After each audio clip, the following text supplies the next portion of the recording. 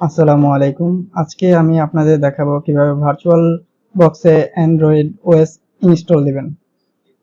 তো এই জন্য আমাদের দুইটি সফটওয়্যার অবশ্যই প্রয়োজন, একটি হচ্ছে ভার্চুয়াল বক্স আর দ্বিতীয়টি হচ্ছে একটি আইএসও ফাইল। তো আমাদের এখানে ইতিপূর্বে ভার্চুয়াল বক্স ইনস্টল দেওয়া আছে, এখন আমাদের শুধু আইএসও ফাইলটি প্রয়োজন হবে।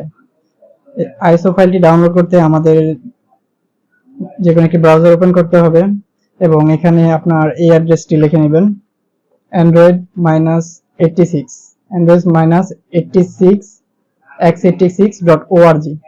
এই অ্যাড্রেসটি লিখে এন্টার প্রেস করবেন।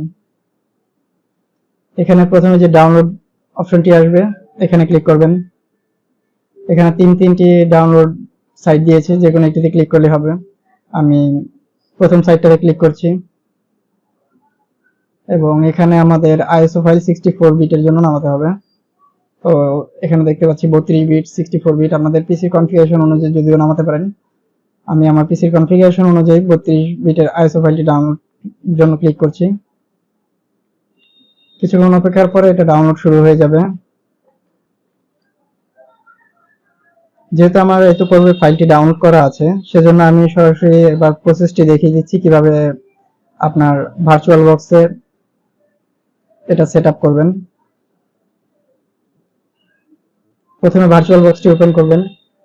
ভার্চুয়াল বক্সটি ওপেন করার পরে আমাদের এখানে আমরা নিউ একটি ভার্চুয়াল মেশিন ক্রিয়েট করে নেব।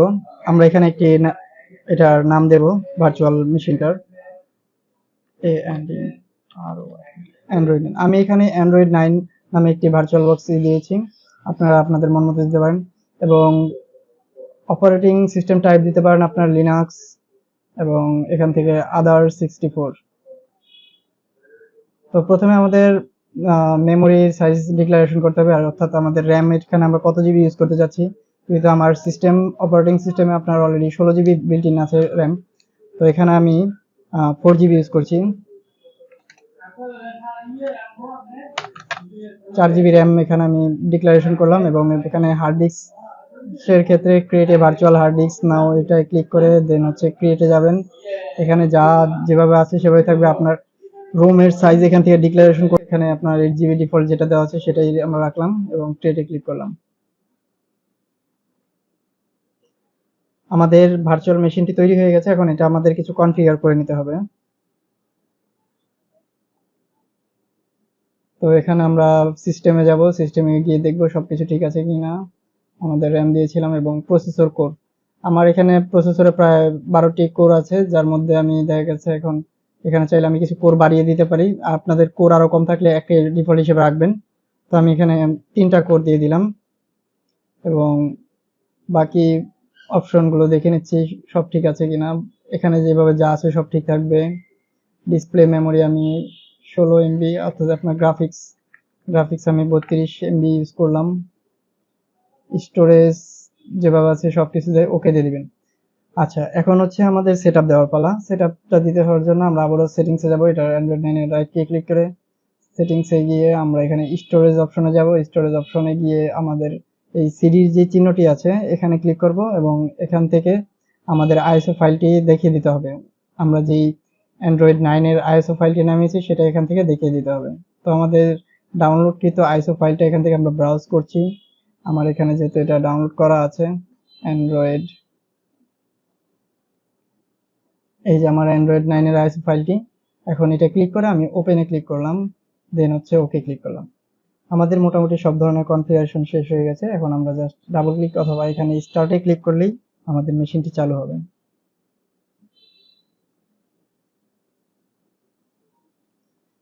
আমাদের মেশিনটি চালু হয়ে গেছে এবং আমরা এখানে কিবোর্ডের মাধ্যমে একেবারে নিচে অ্যাডভান্স অপশনে যাব এবং auto install to specific hard disk এই অপশনটি ক্লিক করব এবং এন্টার প্রেস করব।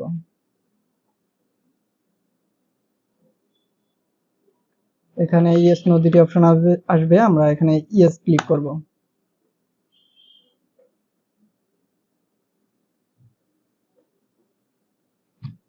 এখানে ফাইল কপি হতে কিছুক্ষণ সময় নেবে। আচ্ছা, এখন এখানে দুটি অপশন আসছে যে রান অথবা রিবুট। তো তো আমরা প্রাথমিকভাবে সরাসরি এটাকে রান করে দেব। আমার স্ক্রিনটা একটু বড় করে নিচ্ছি।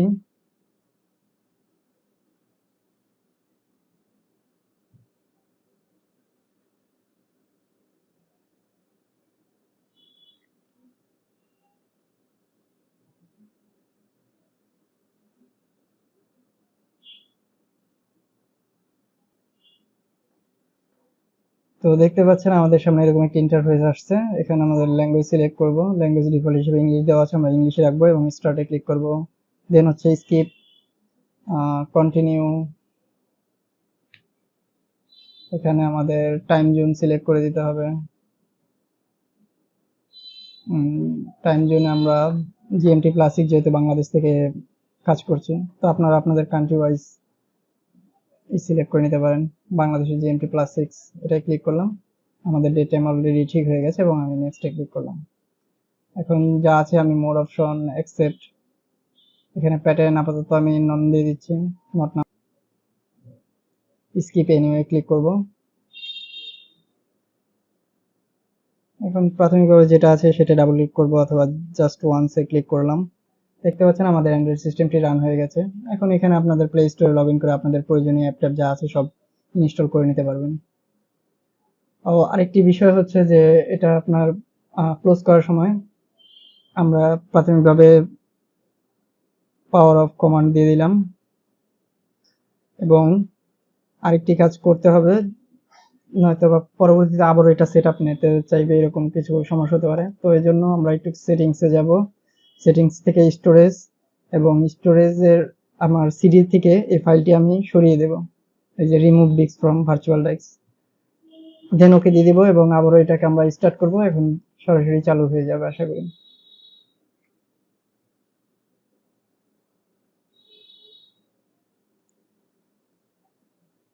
আমরা স্ক্রিনটি বড় করে নিচ্ছি।